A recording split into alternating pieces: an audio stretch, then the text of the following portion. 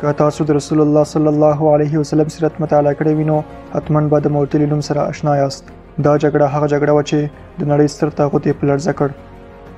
ان حضرت صلی الله علیه وسلم د هجرت څخه وروسته د کفارو او مشرکینو سره ډېرې جګړې کړې دي چې په دې جګړو کې تر ټولو سخته او خطرناکه جګړه د موتې جګړه وه. په دې جګړه کې د رسول الله صلی الله علیه وسلم ګڼ شمېره صحابه کرام شهیدان شول. دا جګړه د هغه زمان د ستر ځواک یعنی روم امپراتوري سره وه. اوس راځو د دې جګړې په اړه تاسو ته مفصل معلومات درکوو، نو تر پایله موږ سره اوسئ.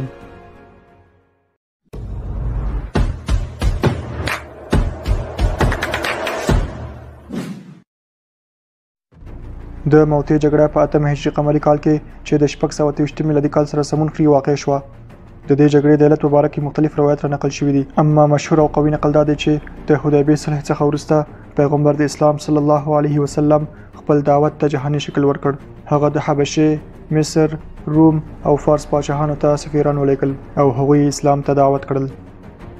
په همدې ترتیب یو صحابي چې دحیة الکلبي نومېده د روم پادشاه قیصر ته واستاوه. دحیة الکلبي یو کال وروسته بیرته راستون شو او ان حضرت صلی الله علیه وسلم ته گزارش ورکړ. له دې څخه وروسته رسول الله صلی الله علیه وسلم تصمیم ونیو چې بصرې منطقې ته چې د شام یو بانفوذه منطقه وه خپل استازی ولېږي. نو د دې کار لپاره یې حارث ابن عمیر انتخاب کړ. کله چې نوموړی استازی بصرې منطقې ته ورسېد نو د هغه ځای حاکم والي شرحبیل ابن عمر چې د رومیانو تابع و د رسول الله صلی الله علیه وسلم استازی بندي کړ، شکنجه یې کړ او بیا یې سر ورڅخه بیل کړ.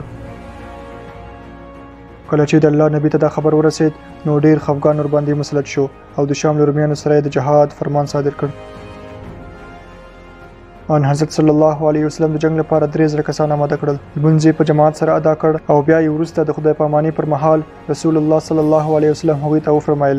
چې د جنگ مشري به زید ابن حارث کوي. که چیرې هغه شهید شو نو جعفر ابن ابي طالب به د جنگ قومنده په لاس کې اخلي، او که هغه هم شهید شو نو عبدالله ابن رواحه به د جنگ مشري کوي. که عبدالله هم شهید شو نو مسلمانان د په خپله خوښه یو تن په خپلې مشرۍ وګماري. په دې مهال کې د بني اسرائیل یو عالم چې هلته موجود وی ویل که چیرې محمد د الله رښتونی نبی وي نو دا 3 واړه کسان چې محمد نومونه واخیستل ټول به شهیدان کیږي. ځکه کله چې د بني اسرائیل کوم پیغمبر به جهاد ته لښکر ولېږه او هغه لښکر ته به په ترتیب اول 2 او 3 مشران وټاکل نو ټول به شهیدان کېدل. اسرائیلي عالم زید بن حارث ته ورغی او هغه ته ویل چې د خپل کورنۍ او اقارب سره وداع وکړه، ځکه چې که محمد واقعا پیغمبر وي نو ته به هرومرو په دې جنگ کې شهید کېږي او ژوندی به نه راځې. زید بن حارث وویل ګواهي ورکوم چې محمد د الله نبی دی او دعوت یې د حق دعوت دی او زه په دې کامل ایمان لرم. کله چې لښکر کاملا تیار شو نو د حرکت څخه مخکې د الله رسول صلی الله علیه وسلم هغوی ته داسې وفرمایل ای د اسلام سپاهیانو، پر تاسو لازمه ده چې د جنگ کولو څخه مخکې اول دښمن ته د اسلام خپلولو دعوت ورکړئ. که اسلام قبول نه کړ نو جزیه ورکولو پیشنهاد ورکړئ. که هغه هم قبول نه کړ نو د الله جل جلاله په نوم اخیستلو او د الله جل جلاله په توکل په خپل دښمن حمله وکړئ. او بیا وفرمایل چې د جنگ په مهال ښځو ماشومانو ته صدمه مه رسوئ، زاړه او سپین ږیري درڅخه اذیت نه شي، ونې او بوټي مه قطع کوئ، عبادت ځایونه مه ورانوئ، چا چې درڅخه امان وغوښت هغوی ته امان ورکړئ، د غرونو په مغارو کې چې څوک اوسیږي هغوی مه وژنئ. او بیا د اسلام لښکر ته د خیر دعا وکړه او هغوی یې رخصت کړل. د اسلام سپاه چې 3000 کسانو د مدینې څخه خارج شول او په وادي القرا کې څو شپې تېرې کړې. کله چې هرقل د روم پادشاه خبر شو چې مسلمانان د هغوی جنگ ته راوتي نو خپل جاسوسان یې ورواستول څو د مسلمانانو تعداد معلوم کړي. جاسوسانو احوال ورکړ چې مسلمانان 3000 کسان دي. هرقل ډېر حیران شو چې محمد صلی الله علیه وسلم څنګه دا جرأت کوي چې 3000 کسه روم ته د جګړې لپاره رالیږي. نو وی خندل او وی ویل دا داسې معنا ورکوي لکه موږک چې د فیل جګړې ته راشي. او بیا هرقل امر وکړ چې 100,000 کسه د مسلمانانو جګړې ته راوستول شي ترڅو د دوی نوم او نښان ورک کړي. او بیا دغه منطقې والی شرحبیل ابن عمر ته پیغام ولېږه او ورته وویل چې د روم د 100,000 کسیز لښکر سره د 25,000 لښکر نور هم اضافه شي. په دې ترتیب سره د روم د لښکرو تعداد 1,25,000 کسانو ته ورسېد. په داسې حال کې چې د مسلمانانو لښکر یوازې 3,000 تنه و. هو 3,000 کسان د 1,25,000 کسانو په مقابل کې. کله چې د اسلام لښکر د دښمن د لښکر له تعداد څخه خبر شول نو په خپلو کې سره په مشوره بوخت شول. ځینې وویل چې بهتره به دا وي چې بیرته مدینې منورې ته ستانه شو، ځکه چې د 3,000 کسانو جنگ د 1,25,000 کسانو سره ناشونی دی او موږ به هرومرو ماتې خورو. ځینې نور وویل چې باید صبر وکړو څو خپل لښکر زیات کړو او بیا حمله وکړو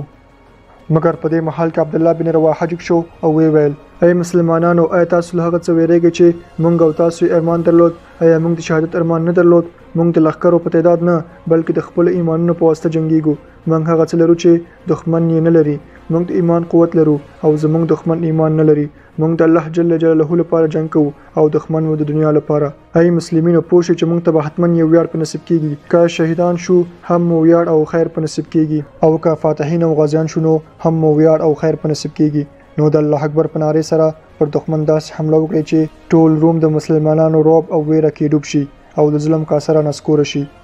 د ابن رواحه له خبرو وروسته د الله اکبر نارو ټول اسمان ونیو او مسلمانان د اوسپنیز عزم سره د موتې پر میدان ور داخل شول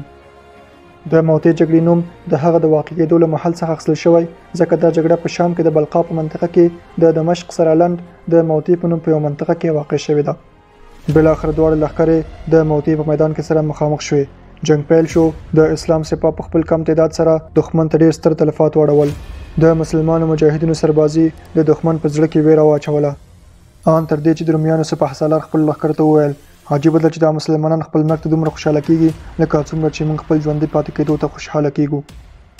د جنگ په لومړۍ ورځ د مسلمانانو سرلښکر زید ابن حارث په شهادت ورسید او د جنگ مشري لکه څنګه چې ان حضرت صلی الله علیه وسلم امر کړی و جعفر ابن ابي طالب ته ور په غاړه شو د جنگ لومړۍ ورځ پای ته ورسېده او دویمه ورځ پیل شوه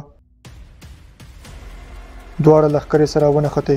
په دویمه ورځ کې جعفر قمندان و په یو لاس کې د اسلام بیرغ نیولی او په بل لاس یې توره وهله بالاخره د دښمن په واسطه د جعفر رضی الله عنه لاس قطع کړی شو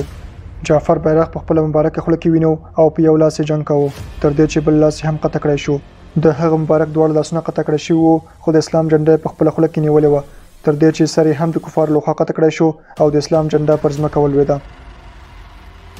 د ان حضرت صلی الله علیه وسلم د امر سره سم عبد الله بن رواحه د مسلمانانو دریم قمندان وټاکل شو جنگ په ډیر شدت سره روان و د مسلمانانو وړوکی لښکر د کفارو له ستر لښکر سره په میړانه مبارزه کوله تر دې چې عبد الله بن رواحه هم د کفارو لخوا شهید کړی شو او د جنگ دویمه ورځ تقریبا پای ته ورسېده او ماښام په شروع کېدو شو کله چې شپه شو او جنگ موقتا ودرېد نو په دې دوه ورځو کې مسلمانانو درې قمندانان او یو نیم زر اصحاب له لاسه ورکړي وو د مسلمانانو لښکر نیم شوی وو او فقط یو نیم زر کسه نور پاتې وو په داسې محل کې چې د کفارو لښکر 1,20,000 کسه پاتې وو یعنې هغوی 15,000 کسه تلفات ورکړي وو د جګړې په دریمه شپه مسلمانانو خپلو کې سره مشوره وکړه چې څه وکړي او څوک په مشرۍ وګماري له ډېرو مشورو نظرونو څخه وروسته په اجماع سره ټولو خالد بن ولید د جنگ په مشرۍ وګماره او هغه ته د جګړې قومنده په لاس کې ورکړه د جنگ دریمه ورځ خالد ابن ولید د جنگ استراتیژي داس جوړه کړه چې زر کسه په دښمن مخامخ حمله کوي 200 کسه نور به د لښکر چپ طرف ته چې وړه دشته و په هغه دښته کې په ډیر سرعت سره اسنو ته منډه ورکړي ترڅو چې خاکبات او طوفان جوړ کړي دا د دې لپاره چې دښمن فکر وکړي چې ګواکې د مدینې څخه مسلمانانو ته نوې لښکر راورسید او باقی مانده 300 کسه به له خي طرفه دښمن حلقه کړي او له شاخوا به دښمن برقصا حمله وکړي همداسې وشول په درېمه ورځ خالد بن ولید د جنگ پیل وکړ او خپل مخامخ پر دښمن حمله وکړه د دښمن لښکر زړه ته ورننوت دومره مخکې لاړه چې ځان د غسان والی شرحبیل ابن عمرو ته ورسو شرحبیل هغه کس و چې د رسول الله صلی الله علیه وسلم استازی په شهادت رسولو خالد بن ولید په خپل لاس شرحبیل وواژه او د دښمن له لښکر څخه بیرته راووت په دې محل کې له ښي طرف څخه 300 کسانو د برق په سرعت سره د دښمن له شاخوا حمله وکړه او هغوی یې تار و مار کړل ورسره چپ طرف ته 200 کسانو په خاکي دښته کې د آسونو ځغلولو حلحله جوړه کړه او په دې سره د خاورو دوړو لوی طوفان جوړ شو کفارو فکر وکړ چې ګواکې یو لوی لښکر د مسلمانانو د امداد لپاره راورسېد نو خپل مورال له لاسه ورکړ او شاته تګ یې وکړ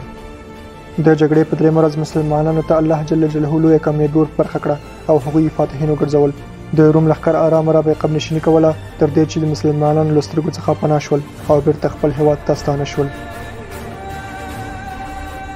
کله چې مدینه منورې ته د فتح خبر راورسېد نو رسول الله صلی الله علیه وسلم ډېر خوشحال شو او د الله جل جلاله حمد او ثنا بیان کړه او بیا د اسلام د لښکر درې واړو شهید شوو قمندانانو ته دعا وکوله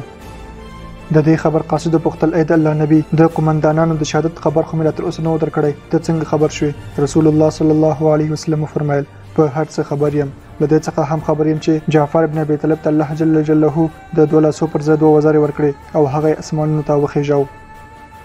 رسول الله صلی الله علیه وسلم د موتي جګړې ټول شهیدانو ته د اسمان پر لور لاسونه لپه کړل او هغوی ته دعا وکړه په داسې حال کې چې له سترګو څخه یې اوښکې روانې وې. څو ورځې پس د اسلام فاتح لښکر مدینې منورې ته داخل شو. رسول الله صلی الله علیه وسلم د ښار دروازه کې ښه راغلاست ته ولاړو. غازی او فاتح لښکر ته مبارکي وویله او همدلته ان حضرت صلی الله علیه وسلم خالد بن ولید ته د سیف الله یعنی د الله د تورې لقب ورکړ.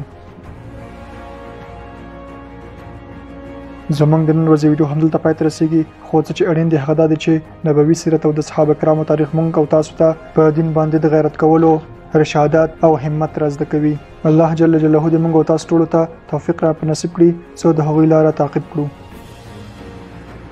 که ویډیو مو خوښه شوې وي نو لایک کړئ او ویډیو له نورو سره هم شریک کړئ او د داسې نورو تاریخي او معلوماتي ویډیوګانو د لیدلو لپاره د پښتو تاریخ چینل حتما سبسکرایب کړئ.